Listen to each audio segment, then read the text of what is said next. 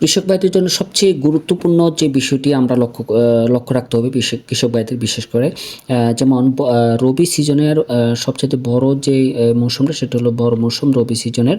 আর এই বড় মৌসুমে ধানের যে জমিগুলি সাধারণত যেগুলো বর্ষার পরে যেগুলি পানি কমে যায় এই ধরনের হাওড় অঞ্চলে, এই জমিগুলিতে সাধারণত আগাছা বা বনের উপদ্রবটা বেশি থাকে। তো এই বন বা আগাছাগুলিকে আমরা কিভাবে জমি থেকে অপসারণ করব সেটা নিয়ে আজকে একটু আলোচনা করব। সেটা হলো যে এই আগাছা বা এই ঘাসগুলিকে আমরা সুন্দর করে বেছে স্তূপ আকারে যদি রেখে দিই, আর এগুলির সাথে যদি আমরা হালকা পরিমাণে কিছু টিএসপি সার বা এমওপি সার, ইউরিয়া সার হালকা পরিমাণে দিয়ে কাদার প্রলেপ দিয়ে যদি আমরা রেখে দিই, তাহলে এগুলি পচে জমির জন্য উৎকৃষ্ট পরিমাণে জৈব সারে পরিণত হবে। অলরেডি আপনারা দেখতে পাচ্ছেন জমিতে ছোট ছোট স্তূপ আকারে কিন্তু এগুলো সাজানো।